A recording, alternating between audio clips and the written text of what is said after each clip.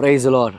எனக்கு அன்பான தேவ பிள்ளைகளே, தேவ ஜனமே, கர்த்தருடைய சமூகத்திலே வார்த்தைக்காக காத்திருக்கிற உங்களோடு கூட கர்த்தர் இந்த நாளிலே அவர் பேசுவாராக. உங்கள் கண்ணீருக்கு ஏற்ற பதிலை தேவனாகிய கர்த்தர் தருவாராக. ஏசாயா எழுதின தீர்க்க தரிசனத்தின் புஸ்தகத்தில் 38ஆம் அதிகாரம் 5வது வசனத்தில் வாசிக்கிறோம். உன் விண்ணப்பத்தை கேட்டேன், உன் கண்ணீரை கண்டேன். நான் தெரிந்து கொண்ட என் ஜனமே, தேவனால் முன்குறிக்கப்பட்ட தேவ பிள்ளையே, ஆண்டவர் இந்த நாளில் தானே உங்களை பார்த்து சொல்லுகிற ஒரு வார்த்தை, உங்கள் விண்ணப்பத்தை அவர் கேட்டிருக்கிறார். அநேக விண்ணப்பங்கள் கர்த்தருடைய சமூகத்திலே வைக்கப்படுவது உண்டு. நம்முடைய இயக்கங்கள் விண்ணப்பங்களாக மாற்றப்படுவது உண்டு. நம்முடைய துக்கங்கள் விண்ணப்பங்களாக மாறுவது உண்டு. விண்ணப்பத்தினால் நிரப்பப்படுகிற அனுபவங்கள். இன்று கர்த்தர் உங்களோடு கூட சொல்லுகிறார், உன் விண்ணப்பத்தை கேட்டேன். சங்கீதக்காரன் சொல்லும் பொழுது சொல்லுகிற வார்த்தை, ஆண்டவரே என் விண்ணப்பத்தை கவனியும், என்னுடைய விண்ணப்பத்திற்கு உம்முடைய செவியை சாய்த்தருளும். ஆண்டவரே என் விண்ணப்பத்தின் சத்தத்திற்கு பதிலை தருவீராக. நம்முடைய உள்ளத்திலிருந்து அநேக நேரங்களிலே கடந்து போகிற ஒவ்வொரு காரியங்களுக்காக விண்ணப்பத்தை ஏறெடுக்கிறது உண்டு.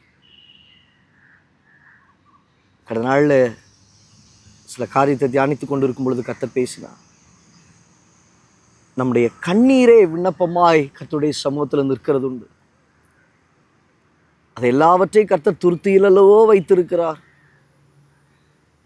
வாயில வார்த்தை வந்திருக்காது, பெருமூச்சின் சத்தங்கள் விண்ணப்பமாக, கண்ணீர்கள் விண்ணப்பமாக, புலம்பல்கள் விண்ணப்பமாக கர்த்தருடைய சமூகத்திலே போய் நிற்பது உண்டு.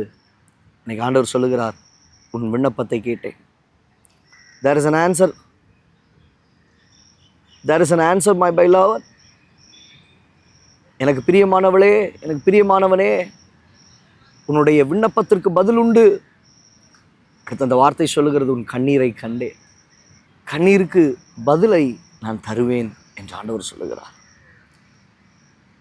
உன் கண்ணீரை நான் கண்டப்பா, உன் கண்ணீருக்கு ஏற்ற பதிலை நான் வைத்திருக்கிறேன். நித்தம் நித்தம் உங்கள் படுக்கைகளில் நீங்கள் அழுது புலம்பிக் கொண்டு இருக்கிறீர்கள். சில நேரங்களில் சில நபர்களிடத்தில் அழுது அழுது அழுது அழுது ஏக்கமாய் காணப்பட்டு கொண்டு இருக்கிறீர்கள். என்ன செய்ய போகிறோம், என்ன செய்யப்பட போகிறது என்று தெரியாமல் தகித்து கொண்டிருக்கிற நிலைமை. இங்கே எசேக்கியாவினுடைய வாழ்க்கையை பார்க்கும்போது அதே நிலைமை தான். ஆண்டவர் சொல்லிட்டார், உன் வீட்டு காரியத்தை ஒழுங்குபடுத்து. முடிஞ்சிருச்சு, அவ்வளோதான், முடிஞ்சிருச்சு. ஆனால் எசேக்கியா செய்த காரியம் என்ன தெரியுமா? அப்பா, நான் மனுஷனிடத்துலையோ வைத்தியனிடத்துல போய் நிற்கிறதுல எந்த ஒரு பதிலும் வரப்போகிறது கிடையாது. எல்லாமே முடிஞ்சிருச்சு. இந்த இடத்துல தாங்க கர்த்தர் அவன் விண்ணப்பத்தை கேட்க ஆரம்பித்தார். அவன் கண்ணீரை காண ஆரம்பித்தார். ஆண்டவர் சொல்லுகிறார், உன் விண்ணப்பத்தை கேட்டேன். நீங்களும் நினைக்கிறீங்க முடிஞ்சிருச்சு, முற்று பெற்று ஆயிற்று. இல்லை, முடிவு வரலைங்க, முற்று பெறவில்லை. தேவன் ஒரு துவக்கத்தை வைத்திருக்கிறார். தேவன் பெரிய ஒரு நன்மையை உங்களுக்காக வைத்திருக்கிறார். விண்ணப்பத்தை கேட்கிறவர், கண்ணீரை கண்டு அதற்கு பதிலை வைத்திருக்கிறவர் நிச்சயமாய் உங்களை கிருபையாய் நடத்துவாராக. சோர்ந்து போகாதீங்க, திறன் கொண்டு எழும்புங்க.